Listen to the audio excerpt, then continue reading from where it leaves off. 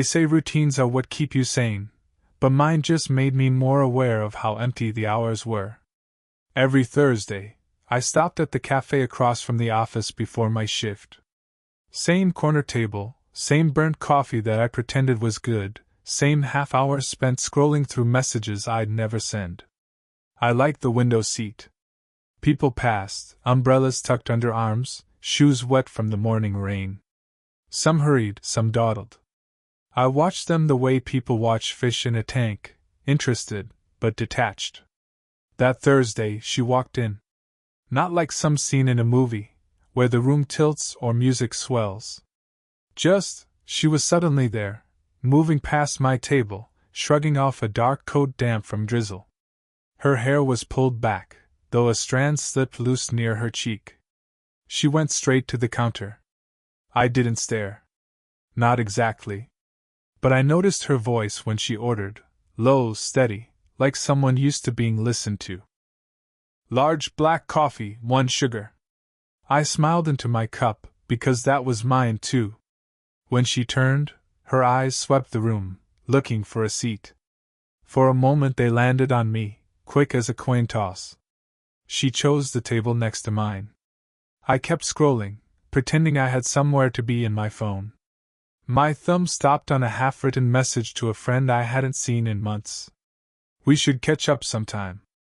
No send. Just draft. Always draft. Her coffee arrived. She sat. I heard the scrape of her chair leg against the floor, the small clink of spoon against porcelain. Normal sounds, but too loud in the quiet between us. You always fold your napkin like that? Her voice cut through, casual, like she wasn't really asking. I looked down. My napkin was in neat halves, then quarters. I hadn't realized I was doing it. Habit, I guess, I said.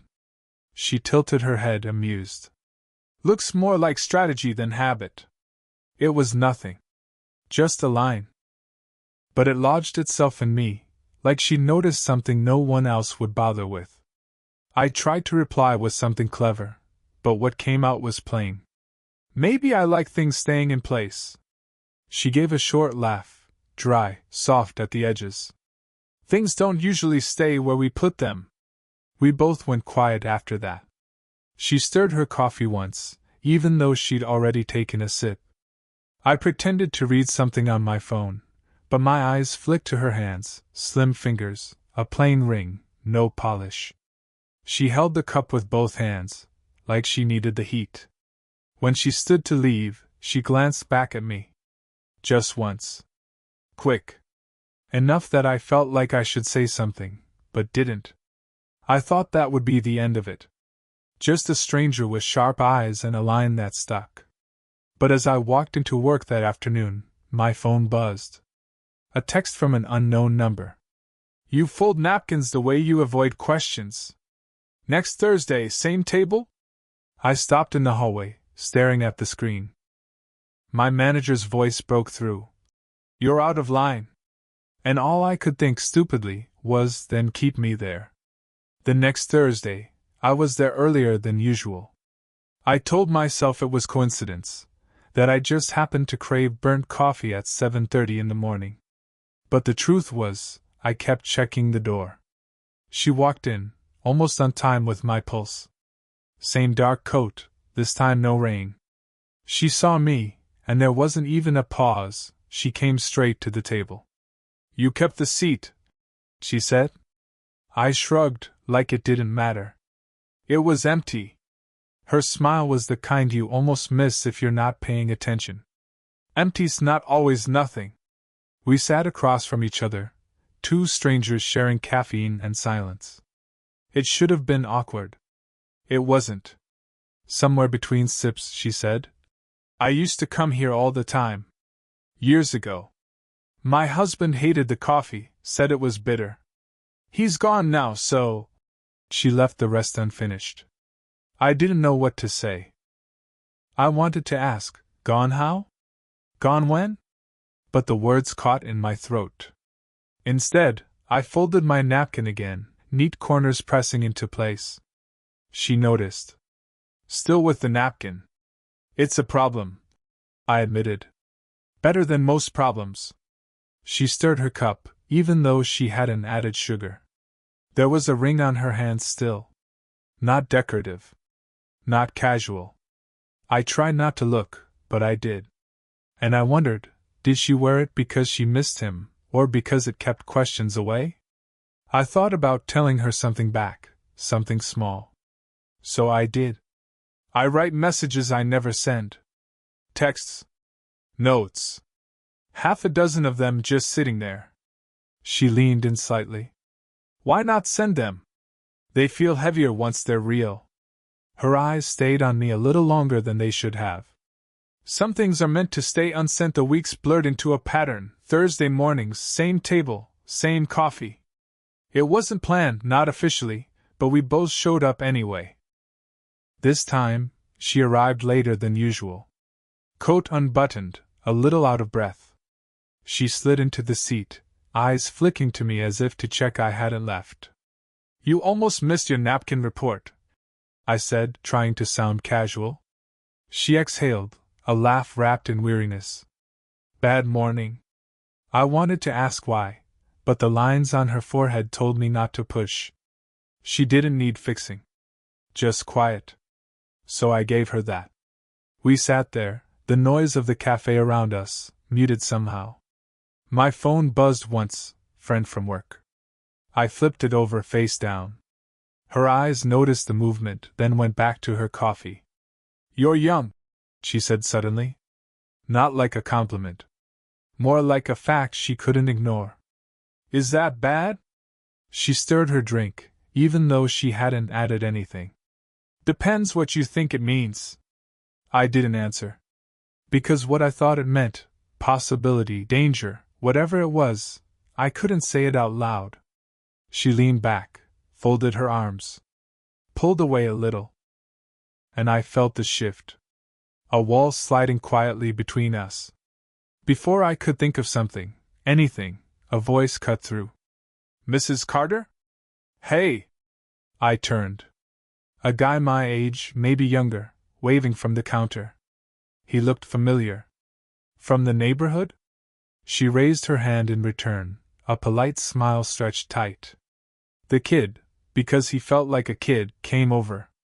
Didn't know you still came here. My mom says hi. You remember me, right? Her posture straightened, her voice smoothing out. Of course. Tell your mother I said hello. He looked at me then, curious, maybe even suspicious, though I couldn't tell. He left with his drink a minute later. But the air had changed. You know him? I asked. His mother and I used to be close. Years ago. Her tone clipped, shutting the subject down. We sat there in silence. My chest felt tight, not from what was said, but what wasn't. That reminder, of who she was to others, what she was supposed to be, settled heavy between us. When she finally looked at me, her eyes softened. This is a mistake. The words should have ended it. They didn't. She reached across the table, almost without thinking, brushed her hand against mine as if steadying a cup that wasn't tipping. Just for a second. Not long enough. I held my breath. She pulled back first. Her fingers tapped the rim of her cup, restless. I wanted to say something, close the distance, but all I managed was, Then why are you still here? Her lips parted like she might answer. She didn't. For a moment, the space between us felt unbearably small. Not quite a kiss. Not quite nothing. Just, almost. We didn't meet at the cafe that week. Not on purpose. She texted, short and clipped. Not today. I should have let it go. But that Thursday night, walking home from a late shift, I saw her sitting on the bench near the corner store. No coat, just a sweater, hands wrapped around a thermos like it was the only warm thing in the world. I almost kept walking. Almost. Instead, I sat down. Left enough space between us to keep it decent. You skipped the napkin report, I said. Her mouth curved, but it didn't reach her eyes. Some things don't need reporting. We sat there, the street lamp buzzing faintly above us, cars swishing past on wet asphalt. I could smell the faint bitterness of whatever was in her thermos. Tea maybe, not coffee. She spoke without looking at me. He texted me. My husband. Or ex. It's complicated. He wants to see me again. The words lodged in my throat. I didn't know him. Didn't know their history. But the thought of him, of her with him, hit like a punch I didn't see coming. I tried to keep my voice steady. And do you want to? She took a sip, swallowed slowly. Wanting has nothing to do with it. The silence stretched. I clenched my hands in my lap, nails pressing into my palm. She noticed. Of course she noticed. You're jealous, she said quietly. I didn't say that. You didn't have to. The bench felt too small. The air too sharp. I wanted to tell her everything, how I thought about her in places I shouldn't, how the week felt unfinished without that Thursday hour. Instead, what came out was small. I don't want you to go back to him. Finally, she turned to me. Her eyes held something I hadn't seen before. Tiredness, yes, but also the weight of being seen in a way that was almost too much. You're 22, she said, her voice breaking a little at the edges. Do you even know what you don't want? I laughed, dry, almost bitter. I know I don't want to stop sitting next to you. Her hands tightened around the thermos. She looked down at it, then back at me. It can't be anything. You understand that, don't you? I nodded, though the lump in my throat made it hurt. Yeah. I understand. We felt quiet again, both of us breathing a little too loud for the stillness around us. She shifted slightly closer, not much, just enough that our shoulders. The Thursday after the bench, I went to the cafe early. Too early. The barista raised an eyebrow when I ordered 2 coffees without thinking. I waited. 10 minutes. 15. Checked the door every time it opened. She didn't come. By the half-hour mark, the second cup had gone lukewarm. I left it on the table and walked out. That night, her name lit my phone. Just once. A message preview I read too fast. Don't wait for me next week. Then the screen went dark, no follow-up. I typed back, why, but never pressed send. The following Thursday, I didn't go. I told myself I wouldn't sit there like some fool waiting for a ghost. Instead, I stayed home, pacing between the window and the couch. I half expected a knock on the door. Nothing. By Saturday, I saw her. At the grocery store, aisle 6, comparing brands of pasta sauce. She noticed me first. For a second, her face softened, like she'd been about to smile. Then it shut down. Hi, I said. Hi, she echoed. Polite. Neutral. Like we'd never sat across from each other with too much silence between us. I followed her cart halfway down the aisle before blurting. Did I do something? She hesitated, eyes fixed on a jar in her hand. No. It's not you. That line, everyone knows it's a lie. But I didn't call her out. She placed the jar back, turned to me. My daughter came home. I blinked. Daughter? She's 20. College. And if she saw me, here with you. She cut herself off, shaking her head. I can't explain it. Not in a way that makes sense. The floor felt like it shifted under me. She wasn't just older. She had a life, a family, pieces I hadn't seen. And suddenly, I was intruding in something bigger than just coffee and napkins. We stood there in silence, surrounded by jars and fluorescent light. She adjusted her sweater sleeve, a nervous little tug I hadn't noticed before. I don't want this to hurt you, she said finally. It already does, I admitted. Her eyes flicked to mine, then away. Then stop coming. And just like that, she turned her cart down the aisle, gone before I could answer. It was late when I finally knocked. I didn't plan it. I just ended up in front of her house, standing under the porch light, hands shoved deep in my jacket pockets. For a minute, I thought she wouldn't answer. Then the door opened. She looked tired, hair loose, sweater hanging off one shoulder, eyes narrowing just a little before softening. "You shouldn't be here," she said. "I know." We stood in the doorway, the night air cool around us. A TV murmured faintly inside. I heard footsteps upstairs, her daughter, maybe. The thought made my chest tighten. My throat dried out. "I needed to see you." She crossed her arms, leaning against the doorframe. Guarded, but not unkind. "Why?" The words sat heavy between us. "Why?" I had 100 reasons, none of them good enough. "I don't know," I admitted. "Maybe because Thursday feels wrong without you." Her lips pressed into a thin line. She looked past me, out into the street. "You're too young to be carrying this kind of weight." "I don't care about that." "You should." I almost laughed, sharp, humorless. "What's worse, me being too young or you being too careful?" Her eyes flicked back to mine. There it was, the spark, the thing we'd been pretending wasn't there since the first folded napkin. She sighed, stepped aside. "Come in." Quietly. The kitchen light was dim, only the under-cabinet lamp on. She poured tea into 2 mismatched mugs, slid one across the counter. We sat opposite each other. No cafe noise now. Just the tick of the wall clock and the faint hum of the fridge. "I keep telling myself this is wrong," she said, staring into her cup. "That you'll wake up one day and regret wasting time on me." I swallowed hard. "I don't think time with you is wasted." She flinched, almost imperceptibly. "Don't say that." "Why not?" "It's true." Her hand tightened around her mug. "Because it makes it harder to let you go." The room went still.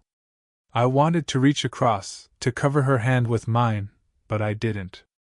"Not yet." "Do you want to let me go?" I asked quietly. She didn't answer right away. She just exhaled, slow, shaky, like she'd been holding her breath for weeks. Finally, she looked up. "No," she whispered. The word wasn't loud. It didn't need to be. It cracked something open in me, something I'd been holding tight. I reached. It didn't happen suddenly. There wasn't a kiss that changed everything, or a single night where lines were crossed.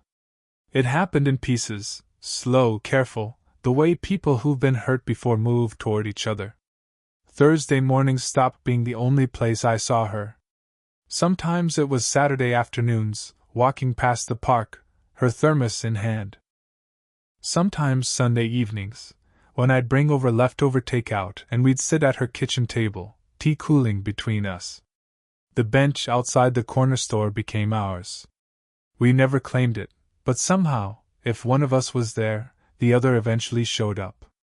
The first time she laughed, really laughed, not the guarded kind, I realized I'd been waiting for that sound more than anything else. Her daughter noticed me, of course. A nod here, a polite hello there. We never explained, not in detail. But over time, the strangeness dulled, and I was just another presence in the house. The age gap never disappeared. It hung in the air sometimes, unspoken but present. She'd tease me when I didn't know some old movie. I'd remind her that her music playlist skipped entire decades. We carried it lightly, like a coat we chose to keep on, even if it didn't quite fit. But what surprised me most was how ordinary it became. How right ordinary could feel. One Thursday, months later, I got to the cafe early again. Habit I never shook. The barista already knew, large black coffee, 1 sugar. I folded my napkin into quarters without thinking. At 8:47 a.m., she walked in. Same table, same coat, hair a little grayer at the temples than when I'd first noticed her. She set down her cup, gave me that small half-smile. "You're still doing the napkin thing," she said. "Maybe I like things staying in place." Her hand brushed mine as she reached for her coffee. Just once, not long enough, but enough. The silence between us wasn't heavy anymore. It was something else, something that felt like home. I didn't need to say it. Neither did she. It was there, in the way she poured her tea into mismatched mugs, in the way we still sat on that same bench when the evenings got cool, in the way Thursday mornings felt less empty than they used to. We never called it love out loud. We didn't have to.